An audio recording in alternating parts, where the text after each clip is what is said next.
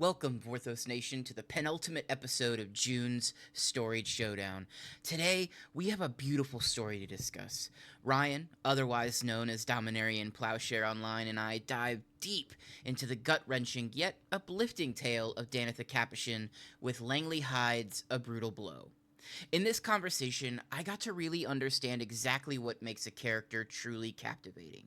From Danitha's tragic patricide to her taking up the Benalia banner and leading her people, Langley really delivers a lot of emotional weight with this one story. Today's episode is filled with laughs, a little bit of Timothy Chalamet, and a lot of emotional introspection. Now, I always quote my favorite film here, and today is no different. So, without gilding the lily and with no more ado, I give you part 3 of this month's Storied Showdown. The earth will tremble hard as he approaches. The ground will shake at the sound of licking claws. The universe is wider than we know it. He holds our planet in his mighty paws.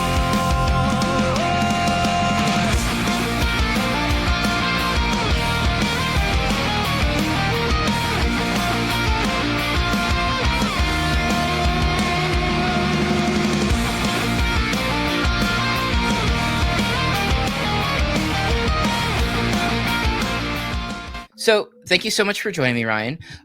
What story did you choose for this month's Storied Showdown? And I'm curious to know what drew you to it.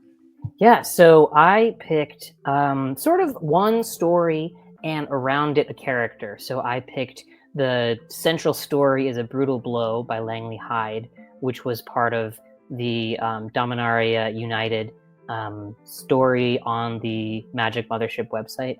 But who I really picked to anchor the deck is Danitha Capuchin, who is briefly featured in that story. There's a really important character moment that happens. And really, her character was what I built the deck around, why I chose it. What drew me to it was that there's this climactic moment that happens toward the end, I guess the climax of the story. So this is during the new Phyrexian invasion of Dominaria. And Aaron Capuchin, Danitha's father, who's featured on the card, Aaron Benalia's ruin, is kidnapped by the Phyrexians. He is completed, and they send him out as this living monument to their own glory. And he basically asks her to kill him, which she does. And it's this really quick moment in the story because there's so much going on. But it felt like there was a book inside that story and inside that one moment, which is why I loved it so much. Yeah, it really is one of those moments where as you're reading, it kind of feels like time in the story and in your own life has kind of stalled for a brief moment when you're not quite sure if what you're reading is actually happening or if the author's just playing some fun little prank on you. Was this your first time reading this story for this, or had you connected with it before agreeing to kind of come on to this? Yeah, so I had revisited the story when I agreed to come on, and I had read it initially when it came out, which was 2021, I think, and it was the first time I was reading Magic Story. And I knew I got into the set because I loved this character so much. When I first started playing Magic, I had a Danitha card. I talked about this in one of my Substack articles, and I just thought it was the coolest thing. She has stained glass armor, or set into her armor and her sword. I thought that was such an amazing aesthetic. It looked so cool. So I would literally Control F for her name in every article just to see what would happen. And so this story had a lot of appearances by her name. So I was very excited. And I felt that excitement again coming through, even as there was this twinge of desire for more on top of what I had already gotten there, which is what I felt before. Like revisiting it, I felt even more like, oh my God, I wanted so much more of her, which was not a fault of the story so much as just my own intense desire. That makes complete sense. When you talk about Danitha's armor having stained glass, it reminds me of this game that came out a few years ago called Bloodstained Ritual of the Night. The main character's name is Miriam, and her sword has stained glass on it, and her kind of crownlet has stained glass. So stained glass plays a huge role in Miriam's story. It's interesting too because when we look at Magic the Gathering, we see mostly stained glass in Innistrad and Ravnica, not as much featured in Dominaria. So Yeah, definitely. I wrote an article on this topic actually because it's this small, subtle thing. It doesn't have a lot of commentary, but it became this motif in 2018 Dominaria. This yeah, idea to have this sort of stained glass thing, and it's this really interesting, small, not very widely discussed because it's not like they're going to make a whole article on it. So it's really nice to see this living embodiment in Danitha of this really cool aesthetic that I'm so gravitated towards. yeah, yeah.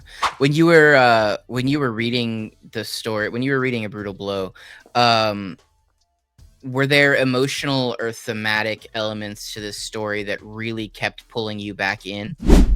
I think that it was something that was very interesting because the prose itself is a little sparse because there's so much going on, so much you need to get done. But I think you can tell in the plotting that what is happening is a way that Phyrexia is so horrifying here because it's perverting um, what each faction in Dominaria sort of stands for. And so this is even visually in a really awesome Mark Winters illustration for Aaron Benalia's ruin. On his card, the stained glass is like melting off of his armor, and that's sort of very well encapsulated in this story. What's going on is the sense that in the 2018 version of Dominaria, this sort of re-enlivened version, the Benalish are really invested in their own heroic past and living up to their own legacy. So there's a lot of imagery of Gerard Capuchin, who is the hero of the first Phyrexian invasion, Urza and Sarah. And there's this sense that what the Phyrexians have done that's so horrible is perverted this great beacon of heroism, the leader of the nation, into this monstrous figure and forced this great dishonorable act, I guess, that Danitha has to do in killing him.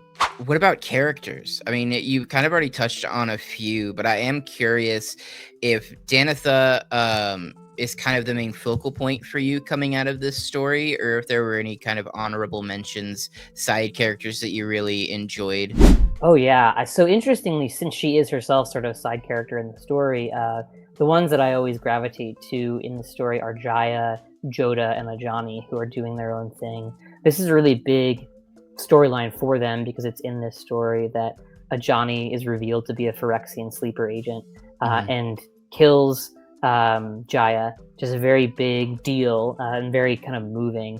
But Joda is just, he's also in the story, he sort of serves as this negotiator to bring together the various Dominarian factions to stand against Phyrexia. And he's just awesome. Like, he's just very cool and weird, and you'd imagine him in a million, like, I think that you could get like just some guy with peak slick coolness to play him. In my adaptation, it'll be whoever is really cool at that moment will play Joda.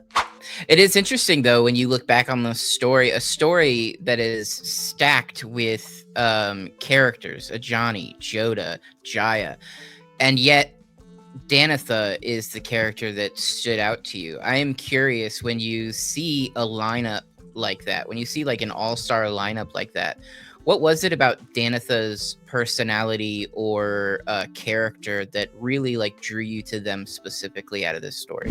Yeah, so the thing that it was built in what I think is a really beautiful element of Magic's story, which is this dialogue between what goes unstated in the story but is stated on the cards and vice versa. So Danitha's first appearance is in, like I said, Dominaria 2018. In the story, she only appears in one episode.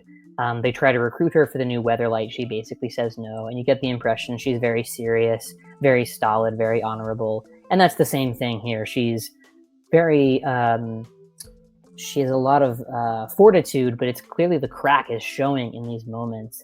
The line is this moment of devastation crosses her face when she has to kill her father. And the reason I'm so brought to her is both her great aesthetic, but also the fact that her flavor text, which I think is sort of this weird side paratextual element of the story, is so wonderful. So her flavor text on her first card is, "I will protect the less fortunate, I will love bravely, I will face despair and fight on. As a Capuchin, I can do no less." And I think that's such a powerful line that defines this character in a way that is pre-informs the story. You get this sense of her as this a little bit brash, really brave, courageous, bold, but also deeply human character. Yeah.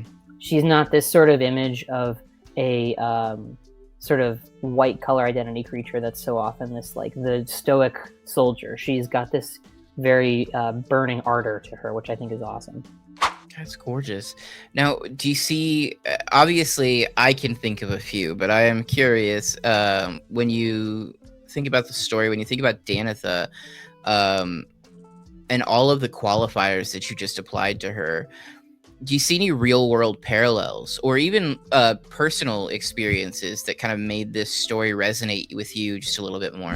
I think so, and I think the one that's biggest for me, and I've sort of written privately, sort of reflections on the character, fiction about the character, and I think what strikes me is as this symbol for Benalia in general, the Benalia of Dominaria and Dominaria United, she really strikes me as evoking the feeling of dealing with what happens when your own values are really fundamentally shaken, when things you really fundamentally believe are really rocked to their core. So the nation of Benalia and Danitha's character are supposed to be posed as these perfect or aspiring re-encapsulations of the Church of Sarah and of Old Benalia, which is this nation full of heroes. And the Church of Sarah is this beautiful, really interesting, really well-drawn religion in Dominaria.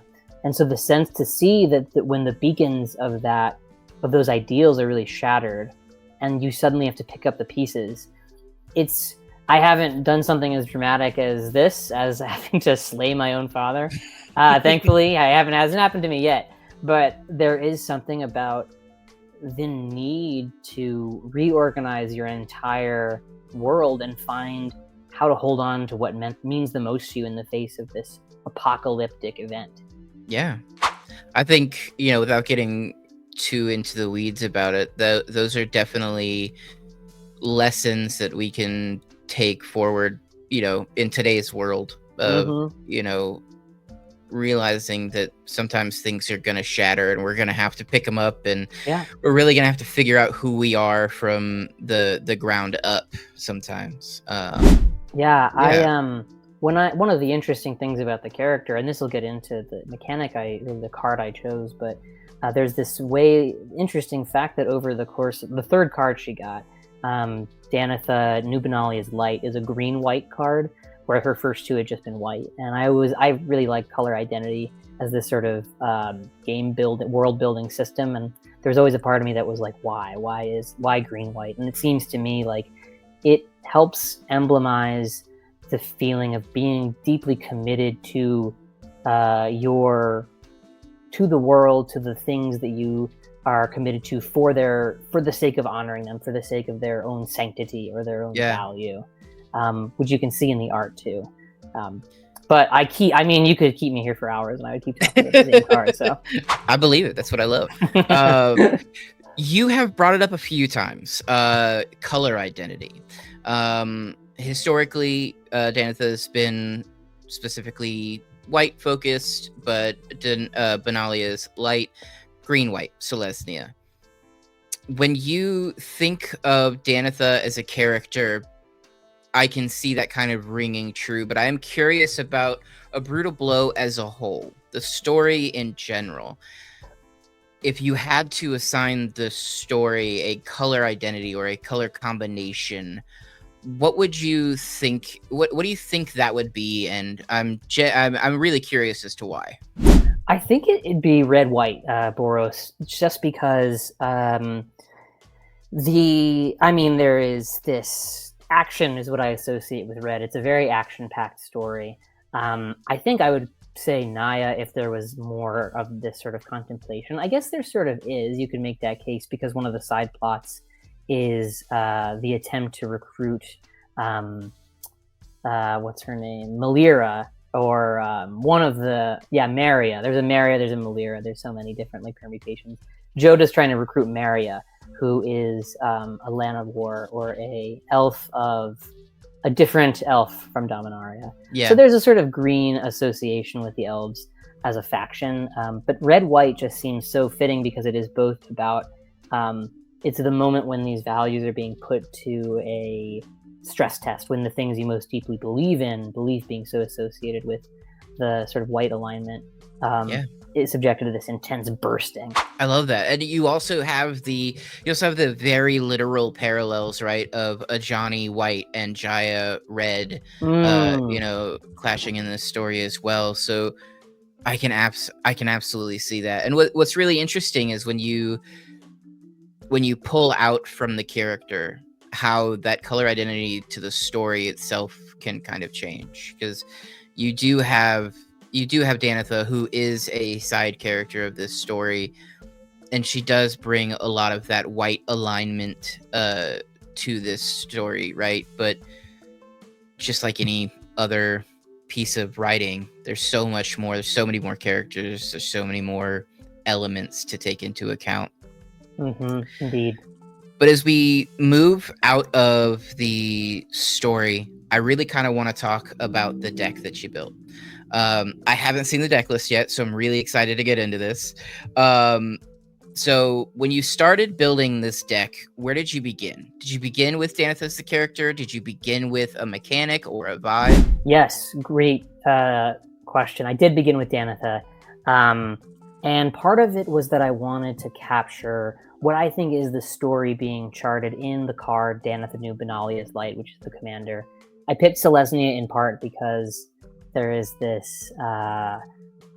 it makes it easier to deck build when you have one more color, and to be able to grab greens, tutoring, and lands is helpful. So I started there, and I then tried to pick out what is the story being charted through this card. So Danitha New Benalia's Light, she's a 2/2. The cost is 1 and a green and a white. She's Vigilance, Trample, Lifelink, which are 3 of the keywords all of her cards have had. Once during each of your turns, you may cast an aura or equipment spell from your graveyard. So I just got to thinking about that, and it became this... At first, it was going to be something trying to deal with, is there a way I can have the deck play out, like having to kill your own loved one, your own father? But that's really hard to do if you're not playing in blue or black. And so instead, I thought, given how much I love Benalia as a faction, what I would do would be to figure out, what does Danitha emblemize? Especially at this moment, this card came out in March of the Machine Aftermath. It emblemizes the resurrection of her maybe faith, or of her... She's resurrecting Dominaria's past through a card, through the mechanic. She can bring back something from when it was already seemed to be lost. Yeah. So when you picked Danitha, I am curious. You obviously have a very strong connection to Dominaria, the Benalia, faction, and Danitha as a character. With that being said, do you feel like Danitha reflects this Danitha in her card form? Do you think it reflects her journey through this story? This is a question I haven't asked any of the other players yet, but I am curious. When you read the story and you see what Danitha's going through, and then you see the card that was printed after that story, I'm curious to know if you feel like the card did her story and her world building justice, or if you think that it should have been something different. I think that's a great question, and I think it does, which is another reason this deck became so cohesive to build around. So the other two cards, the other two Danitha cards, the first is Paragon, Danitha Capuchin Paragon. It makes equipments and auras cost 1 less. It's an awesome card. I think one of the reasons Danitha has been reprinted in 2 more cards is that her original is just really good. It's in a lot of commander decks and a lot of reprints. The most recent reprint was Commander Masters, so pretty recently. And the only challenge with that was that it was more aspirational, right? So you're casting auras and equipments. So that, to me, signals this enthusiasm and vigor for wanting to do that. The Dominaria United card that was the parallel to Aaron Benalia's Ruin was Danitha Benalia's Hope, first strike, vigilance, lifelink. When she enters, you can put an aura equipment from your hand or graveyard onto the battlefield attached to her. And that's good, but I think it has this sort of, it's an expensive card. It's 5 mana for your commander. That's kind of tough. And it's good for this one really big explosive moment. Yeah. Right? So maybe if it is that moment when she is fighting her father, it's that one explosive moment. But something about New Benalia's Light feels so perfect. It adds in trample. I don't know what to do with that. Maybe it's something she's aged out of first strike. She's now a second striker, I guess. But more importantly, there's this sense that now she is the leader of Benalia. That's the other important moment that happens, that she instantly inherits the title temporarily of leader of Benalia by killing her father. So the flavor text is Danitha had spent her whole life preparing to lead House Capuchin, but she mourned that the opportunity had come so soon. And I hadn't noticed it until you asked, but it really meshes with a line from A Brutal Blow. It's after Aaron, in his Phyrexianized form, he can only basically use these like pre-recorded lines. He's like an evil parrot or something. So he can only say things he has heard his sort of handler Urtai say. So he says, "Danitha," said Aaron, his voice strange and distorted, "do your duty." His words were a distorted echo of Urtai's. Devastation crossed Danitha's face so quickly that Jaya, at this distance, almost missed it. But then Danitha's lips firmed. Her gaze turned both steely and pitying. "Yes, father."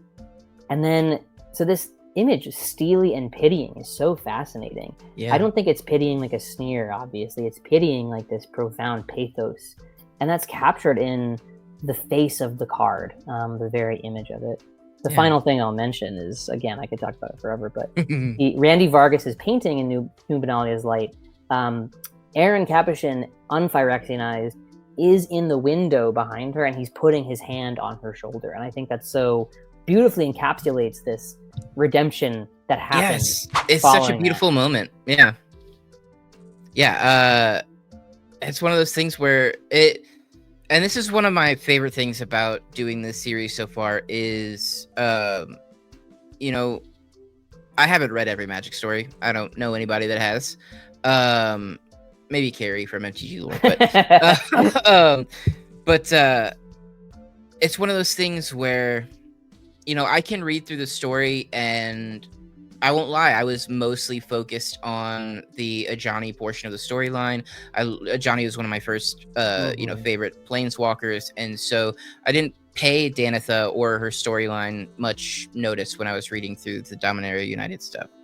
But hearing you talk about that moment, in such a like separated and sort of isolated situation as this, I got goosebumps when you were describing the scene, when you were reading the line. And I think that that's a beautiful testament to the storytelling, to the writing, right? Is that there are so many layers that you never really know how far down you've gotten until there are no more layers. So, it's beautiful. Yeah, I think Ajani's story in that storyline is so heartbreaking too, and they sort of spooled it out in a really nice way. I was glad to see Ajani kind of be this major figure in the Tarkir story. I was sad he didn't get a card, but he's one of my favorites as well. Yeah, and it's basically a really similar story playing out, right? Like the character is, especially Ajani, but Tamiyo as well, who you would least who you'd be most disturbed if they were perverted were the very ones who were perverted by Phyrexia. Were there any story beats that were hard for you to translate into deck form? And if there were, how did you work around that? Did you just kind of omit them? Did you find cheeky workarounds? Yeah, that's a great question. I think that certainly what I thought I was going to do when it was making it about resurrecting her father was to try to figure out, like, is there a way to sacrifice creatures and bring them back? Not really. So my sort of cheeky workaround was 2 things. And the first one was that I reached into past Dominaria sets and grabbed other Capuchin or Benalish cards, sort of as that was my cheeky excuse for why I was going outside of the official block that this card appeared in, right? Not that I'd be arrested, I mean, if I put in whatever. But so I did that, and I also put in a few of the green cards from Dominaria United, knowing that it was a story about uniting Dominaria under one banner.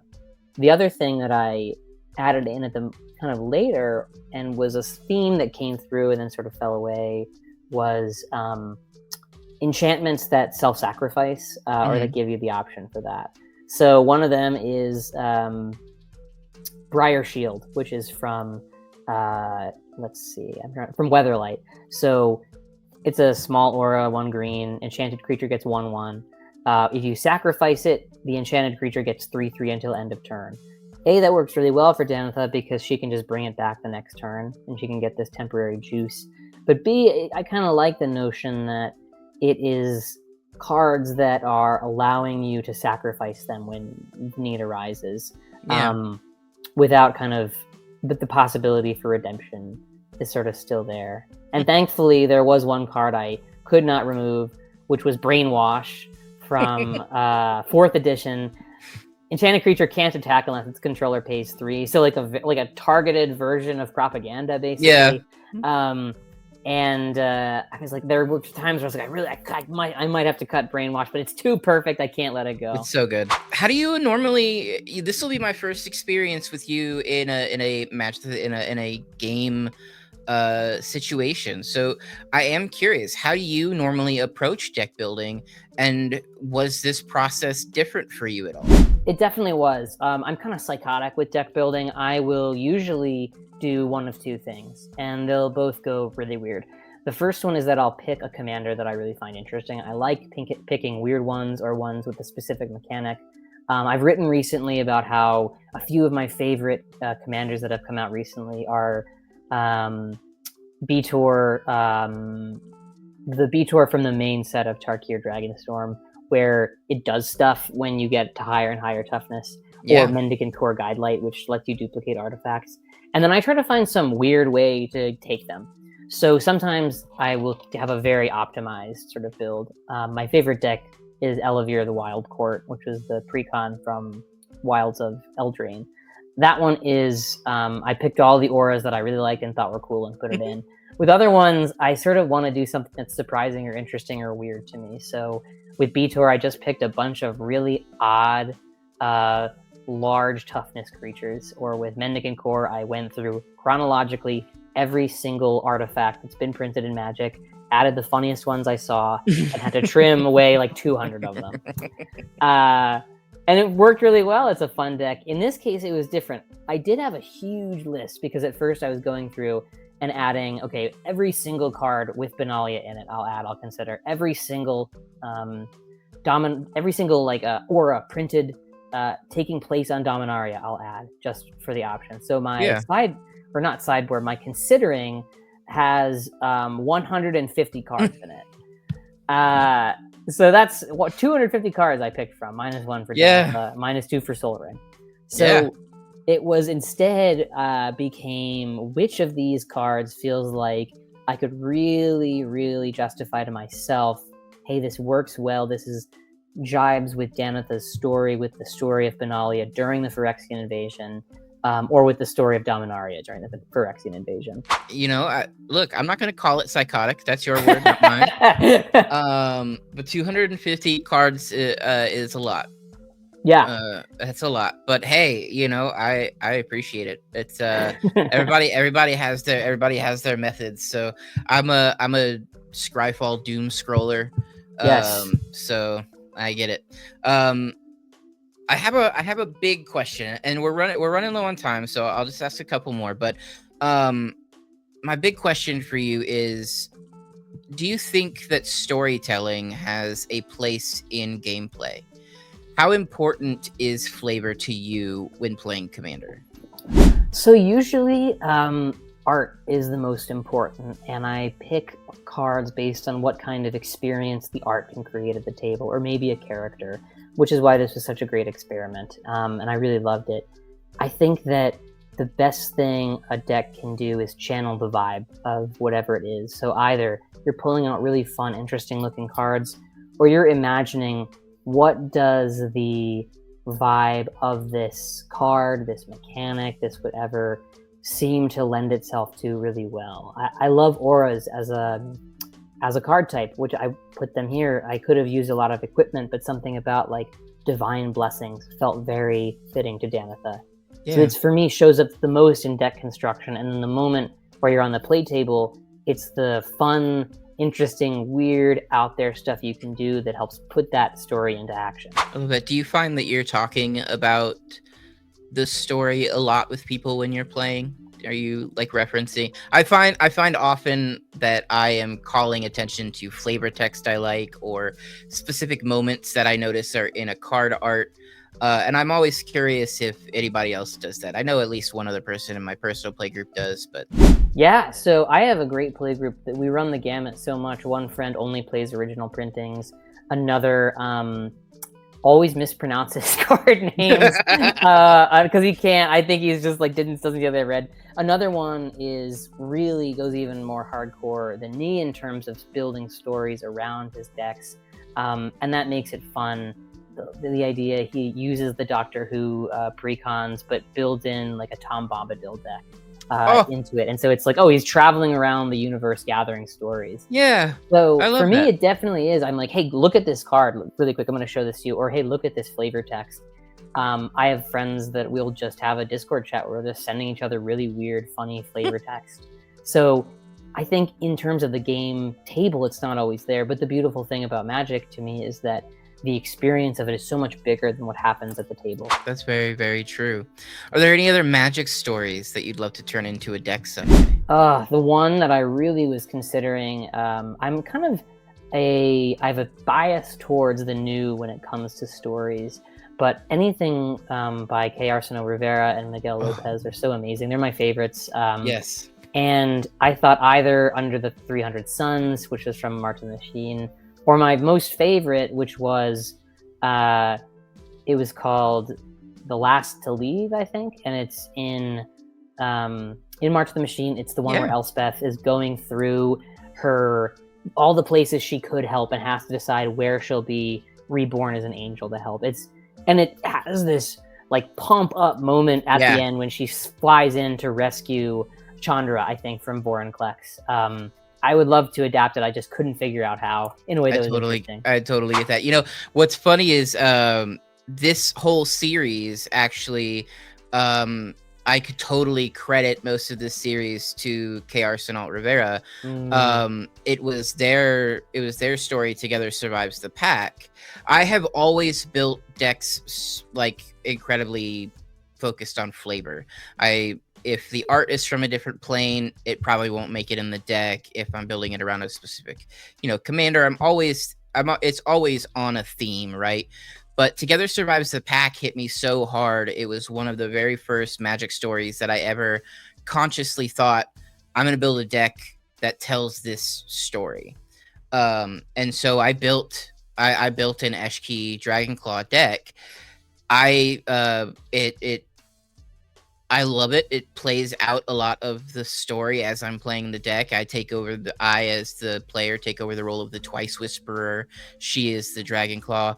I absolutely just fell head over heels with Rivera's writing. So to hear that you kind of have that same connection, it warms the heart. I absolutely love it. It's beautiful. It's just such great writing, and I think that sometimes, one of the controversies, I guess, if you can call anything in like the Magic world really a controversy, is the like people were talking about how the March of the Machine story went on the cards, in the sense that people were like, oh, this is why it could have been blocks or whatever. Why did they win so fast? And I think that Rivera's story pays it off so well. I think you get the sense that this is apocalyptic. It's devastating. It's not fun at all. Yeah. It's super not fun to have your world be leveled. Shocking to nobody, but yeah. I know, it's big if true. The apocalypse is bad. Whoa, hot takes here. Apocalypse bad. Not many of the bravery to say it, but I'll go for it. You heard it here, folks. Ryan from DominarianPlowshare thinks apocalypses are bad. Final question, and the floor is going to be yours for this one. And I've had an absolute blast. So I want to thank you again for agreeing to do this. I really enjoyed this conversation. And even if not for this, I would love to meet up with you at some point in time at a con or something like that, Yeah. and just have a long yap session. Um, what do you hope that people take away from this episode about your story or your deck, or just your process of connecting lore and gameplay together? I think I hope it can encourage someone to find their one minor character to really obsess over. Not just because it'll make me feel less lonely in my fixation, but also because it gives you a glimpse into a way of making Magic feel alive. It helps you notice the small things that are so unexplainably powerful. I think I won't get too into it, but I think we live in a world where it's so easy to reduce things to their utilitarian function and to feel like something has been designed to be only as good as it needed to be. And Magic is full of things that are so superfluous and so unnecessarily good. And that's how I feel looking at the art and the lore for Benalia, for Danitha especially, that it didn't need to be this good, and it was. And it's more good than I could give a reason for. So I hope people find that, and then do something with it that's just as good. I wrote a long short story about Danitha for the same purpose, and it was so fun. It was so wonderful, and it, again, for absolutely no reason per se, but it felt liberating to be superfluous. It's one of those things, right? When you see franchises that have lots of characters, you see it in animes and in comic books. There's that phrase of, every character is somebody's favorite character, right? And that random character that's on in like 2 paragraphs of one side story 10 years ago is absolutely somebody's favorite character. So people should definitely feel encouraged to go find that for themselves and turn that into a playable deck, because Totally. this is how we interact with the story, right? When you read a book, often that's in isolation. You're by yourself. You don't really talk to people about it unless you go to a book club or something like that where you're engaging with that.